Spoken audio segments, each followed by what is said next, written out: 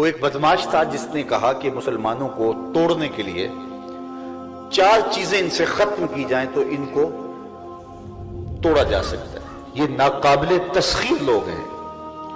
دنیا کے اوپر بڑی قومیں آئیں لیکن جب ان کی تہذیبیں مٹی تو دوبارہ اٹھ نہیں سکی۔ سلطنت روما کا کسی زمانے میں طوطی بولتا رہا۔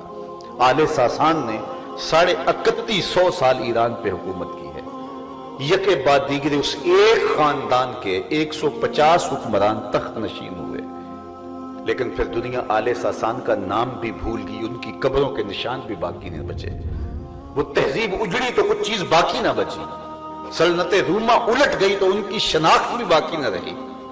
یہ کیا ہوا کہ ہم دلی میں بھی لٹے، ہم بغداد میں بھی لٹے، غرناطہ کے اندر بھی ہمیں ذبح کیا گیا، دجلہ 3 دن تک خون بن کے بہتا رہا، لیکن یہ امت پھر کھڑی ہو جاتی ہے۔ تو کہا وہ قوت کون سی ہے، وہ توانائی کون سی ہے کہ یہ ان کو پھر دوبارہ کھڑا کر دیتی ہے۔ یہ لٹے، ان کو پامال کیا، سروں کی کھوپڑیوں سے مینار تعمیر کیے گئے۔ منگولوں نے جو کچھ کیا وہ دردناک کہانی ہے۔ انسانی کھوپڑیوں کے مینار بنائے گئے اور جانیں چھپانے کے لیے، بچانے کے لیے لوگ تہ خانوں میں چھپ گئے۔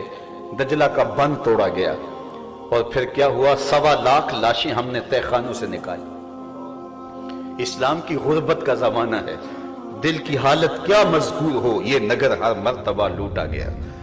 ہمارے ساتھ کیا کچھ نہیں ہوا ہے، کون کون سی کہانیاں رقم نہیں ہوئی ہیں۔ اور یہ ماضی قریب کے اندر آپ نے دیکھا جو کچھ بغداد میں ہوا، جو کچھ کابل اور قندھار میں ہوا، جو کچھ یمن میں ہو رہا ہے، جو برما میں ہو رہا ہے۔ چنگیز خان بھی شرمندہ ہو کہ حاملہ عورتوں کے پیٹ چاک کر کے، بچے نکال کر کے ماؤں کے سامنے ذبح کیے جاتے ہیں۔ آج امت کہاں کھڑی ہے؟ تو ہمیں توڑا گیا، ہمیں ذبح کیا گیا، ہماری بوٹیاں نوچی گئیں، ہماری لاشوں پہ کتے چھوڑے گئے، ہمارے گلے کاٹ کر کے تیل بھرا گیا، اور پھر ان لاشوں کو آگ لگا کے رقص بسمل کے تماشے دیکھے گئے۔ کیا کیا نہیں کیا گیا، ہمارے سروں سے فٹ بال کھیلے گئے، لیکن ہم پھر اٹھے اور پھر قوم بن گئے۔ تو کہا یہ کون سی توانائی ہے جو ان کو پھر کھڑا کر دیتی ہے؟ تو انہوں نے ایک رپورٹ مرتب کی اور کہا 4 چیزیں ہیں جو اس امت کو مرنے نہیں دیتی، 4 چیزیں اس امت کو ناقابل تسخیر بناتی ہیں۔ وہ 4 چیزیں کون سی ہیں؟ کہا پہلی چیز جو اس امت کو مرنے نہیں دیتی وہ قرآن ہے۔ جب ان کی تھیوری زندہ ہے، ان کا فلسفہ حیات زندہ ہے، تو پھر یہ دوبارہ منتشر اجزاء پھر جمع ہو جاتے ہیں اور پھر یہ قوم بن جاتے ہیں۔ میں ماضی کی کہانی نہیں سناتا، ابھی چچینیا میں دیکھ لو، روس نے جس طرح استحصال کیا تھا، ان کے نام بھی مسلمانوں والے نہیں تھے، اور حالت یہ تھی کہ کسی کے گھر میں قرآن اگر ملتا اسے قتل کر دیا جاتا، کوئی قرآن پڑھتا دکھائی دیتا زبان کاٹ دی جاتی۔ کسی کے نام بھی مسلمانوں والے نہیں تھے، کسی کے گھر قرآن بھی نہیں تھا، مسجدوں کو تالے لگا دیے گئے، اور یہ 2 4 10 سالوں کی کہانی نہیں، ایک طویل عرصہ نئی نسل نے جب آنکھ کھولی، نہ انہوں نے اذان سنی تھی، نہ انہوں نے قرآن کی تلاوت مسجدوں میں ہوتے دیکھی تھی، نہ انہوں نے خطبہ جمعہ ہوتے دیکھا تھا، نہ انہوں نے کوئی اسلامی نام سنا تھا۔ لیکن پھر کیا ہوا، اسلام پھوٹا کیسے؟ آج دیکھو جا کے لگتا ہے مرکز اسلام کا یہی ہے۔ تو یہ قوت ہے اسلام کی، یہ توانائی ہے اسلام کی، یہ اسلام کا زور ہے۔ تو نہ مٹ جائے گا ایران کے مٹ جانے سے، اقبال نے کہا تھا تو نہ مٹ جائے گا ایران کے مٹ جانے سے، نشائے میں کو غرض نہیں پیمانے سے، ہے یہاں یورش تاتار کے افسانے سے، پاسباں کعبے کو مل گئے صنم خانے سے۔ اللہ تعالیٰ اس دین کی مدد کرتا ہے۔ تو کہا وہ کون سی چیزیں ہیں جو اس امت کو جوڑے رکھتی ہیں، کھڑا کر دیتی ہیں، پھر دوبارہ اپنے پاؤں پہ کھڑا کر دیتی ہیں؟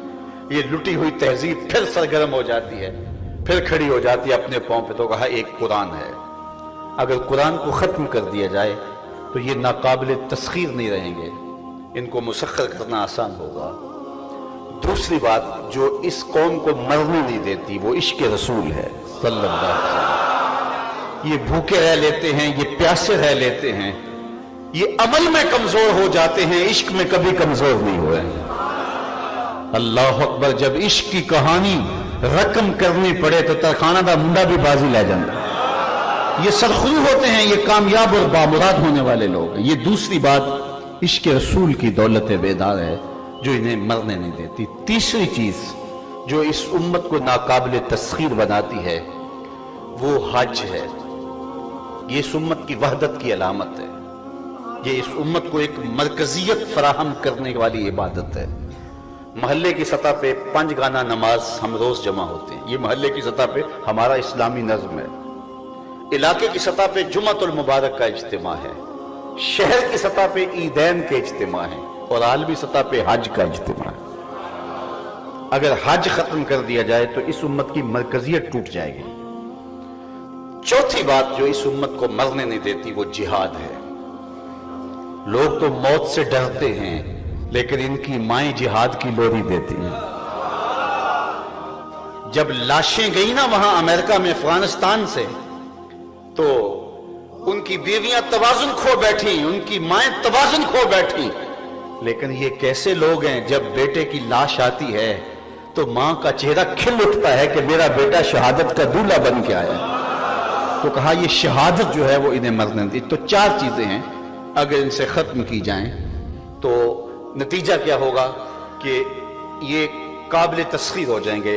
ان کا یہ جو ٹوٹتے نہیں ہیں تو یہ 4 چیزیں ان کی ختم کی جائیں۔ یہ سال ہا سال کی محنت کے بعد یہ رپورٹ تیار کی گئی۔ اب بہاؤاللہ کو کھڑا کیا گیا ایران سے، اس کی ڈیوٹی کیا تھی؟ ٹاسک کیا دیا گیا اس کو ٹاسک یہ دیا گیا کہ حج کا خاتمہ کرنا ہے، اور اس نے جگہ جگہ کعبۃ اللہ کے ماڈل بنائے اور کہا کہ اتنا لمبا سفر کاٹ کے جاتے ہو یہی گھوم لیا کرو تاکہ مرکزیت ختم ہو جائے۔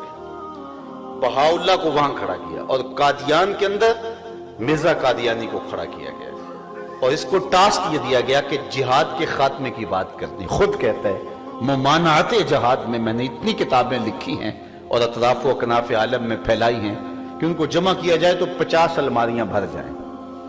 اس نے اتنا لٹریچر لکھا اور کہا کہ یہ قلم کا زمانہ ہے، جہاد کا زمانہ نہیں ہے، لہٰذا اب جہاد کا نام چھوڑ دو، میں آ گیا ہوں اور اب قلم کا زمانہ ہے، اب جہاد کی بات نہیں ہوگی۔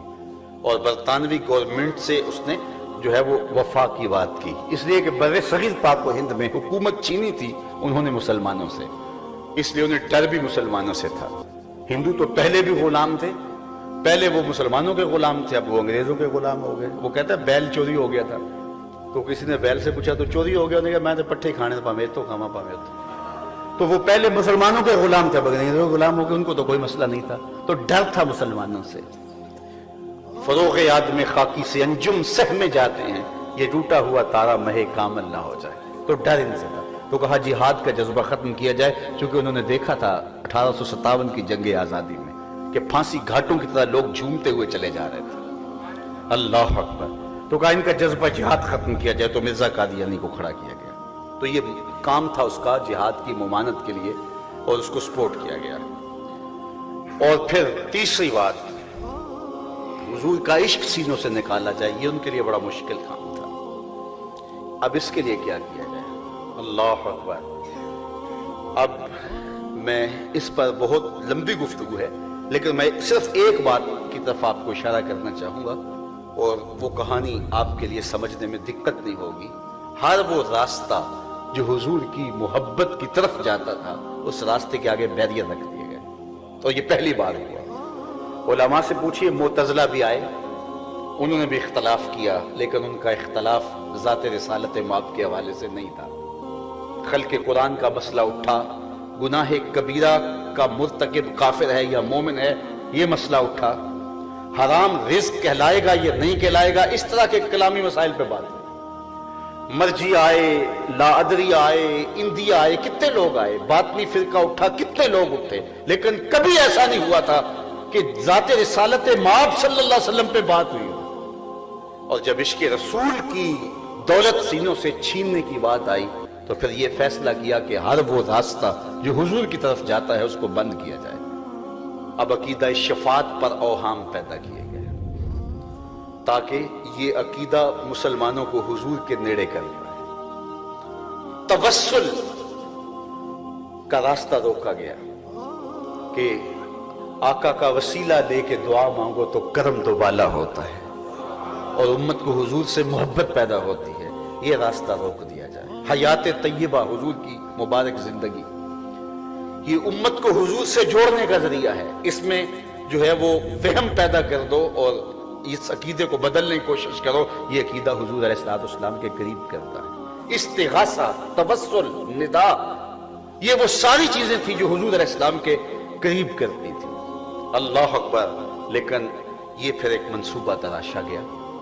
وہ جو بدماش تھا، کیا نام اس کا، مسٹر ہیمفر، جو 4000 جاسوس کے ساتھ سلطنت عثمانیہ کو توڑنے کے ڈاسک پر آیا تھا، اس کی یادداشتیں اب مرتب اور اس چھپ بھی گئی ہیں، اس کے کچھ چیپٹر چھپ بھی گئے ہیں۔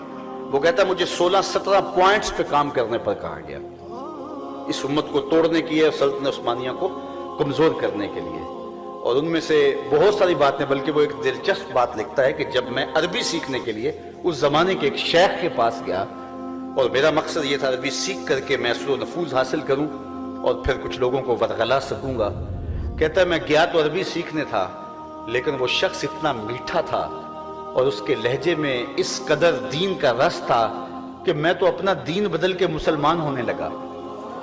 پھر میں نے سوچا میں تو جاسوس ہوں اور میں تو کوئی کام کرنے آیا ہوں، تو میں اپنا عقیدہ چھوڑنے لگا ہوں، اور پھر میں واپس پلٹا۔ تو کہتا ہے ہمیں جو ٹاسک دیا گیا تھا ان میں سے ایک یہ تھا کہ جعلی سادات پیدا کیے جائیں۔ یہ بھی ایک تھا، کچھ لوگوں کو کھڑا کیا جائے، ان کو سید بنا کر کے پیش کر دے۔ اس کا کیا مطلب ہوگا؟ ظاہر ہے کہ لوگوں کی عقیدت ان سے وابستہ ہوگی، اور جو جعلی ہوگا تو وہ ایسے کام کرے گا کہ ایسی بدکرداریاں اس کے سامنے آئیں گی کہ لوگ پھر ان سے بدزن ہو کے دین سے بدزن ہوں گے۔ اس علماء کے خلاف اس نے مہم کی بات کی، بہت سارے عنوان سے اس نے 16-17 پوائنٹس پہ اس میں کیا، اور سلطنت عثمانیہ کو توڑ کے مختلف حصوں بخروں کے اندر جو ہے کرنے کے لیے اس کا ایک بنیادی کردار تھا۔ اب اللہ کے محبوب علیہ السلام سے دور کرنے کے لیے عشق رسالت مآب صلی اللہ علیہ وسلم کی دولت جو ہے وہ یہ سینوں سے اچکنے کے لیے ایک سازش کی گئی۔ اللہ اکبر۔ اب مرزا قادیانی کھڑا ہوا، بہاؤاللہ کھڑا ہوا، اور ایسی تحریکوں کی نشأت ہوئی جس میں حضور علیہ السلام کے حوالے سے، حضور علیہ السلام کی محبت کے حوالے سے کمزوری لانے کی کوشش کی جائے اور آقا کریم سے لوگوں کو دور کر دیا جائے۔ اللہ اکبر۔ لیکن اللہ اپنے دین کا خود محافظ ہے۔ مرزا قادیانی اگر حضور علیہ السلام کے لائے ہوئے دین کو توڑنا چاہتا تھا، لیکن اللہ جل شانہ نے پیر مہر علی شاہ کو بھی بھیجا، اور پھر انہوں نے جس طرح مرزائیت کے تابوت میں آخری کیل ٹھونکا اور جس قوت کے ساتھ مقابلہ کیا، اللہ اکبر، اور پھر جس طرح وہ اپنے انجام بد سے جو ہے وہ دوچار ہوا، اور ادھر حضور علیہ السلام کے بابت جو عقائد تھے، جو حضور کی قربت کا ذریعہ تھے، ان عقائد کو مشق کرنے کی کوشش کی گئی، اور ان کے متبادل عقائد توحید کے نام سے دینے شروع کیے، تو اللہ نے بریلی میں ایک شخص پیدا کیا جس کا نام احمد رضا ہے، اور پھر انہوں نے، ان کے قلم جب چلتا تھا تو لاشیں تڑپ تڑپ کے گرتی تھی۔